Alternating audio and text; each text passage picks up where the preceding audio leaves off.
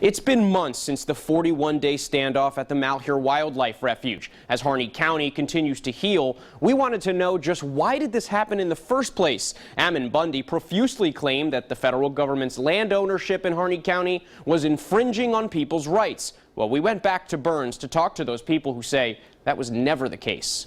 Was not true. The Malheur National Wildlife Refuge have destroyed ranchers. They were just wrong. When they came in here, they didn't understand the situation here. Gary Marshall is a 7th-generation rancher in Harney County. He's been ranching on federal land for over 20 years. I've always had a good relationship with the BLM. We've had good range cons, and we have people to work with there that even outside of the range management people, that the geologists and archaeologists and I've weed specialists, and I've always had a really good relationship with them. Marshall owns his land. It's private property, but for about 4 to 6 months a year, he needs to graze his cattle on the surrounding federal land. He pays a fee and has a permit. It's just one example of how private land ownership and federal land management works. There hasn't been a major clash or battle that's happened. In all of Oregon, there are more than 63 million total acres of land. The federal government and its subdivisions own a little more than half of that.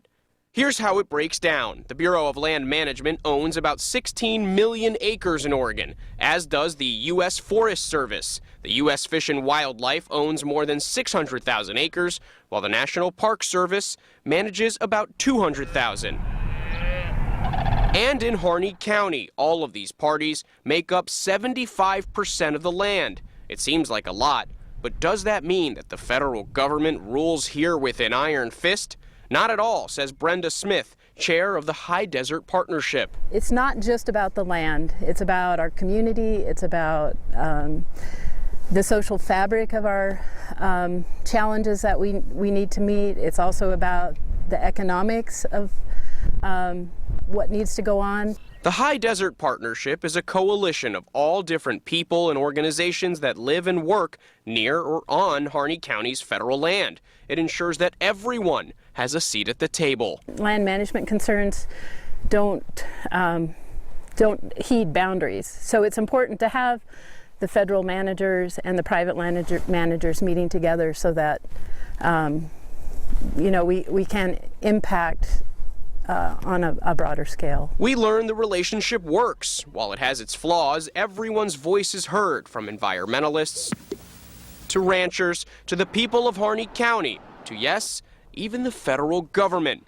But the militia who staged the 41-day armed occupation of this very land would have you believe otherwise. We came down here to get the loggers back to logging, the ranchers back to ranching, the miners back to mining.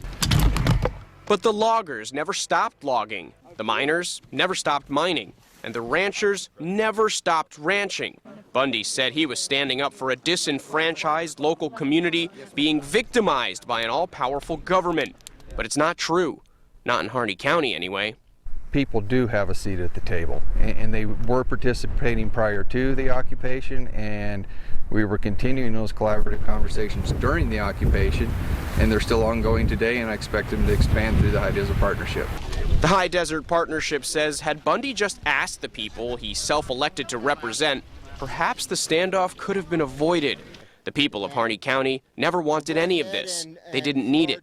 The only ones that wanted to forcibly change the lay of this land wasn't the government, but the militia vowing to fight it.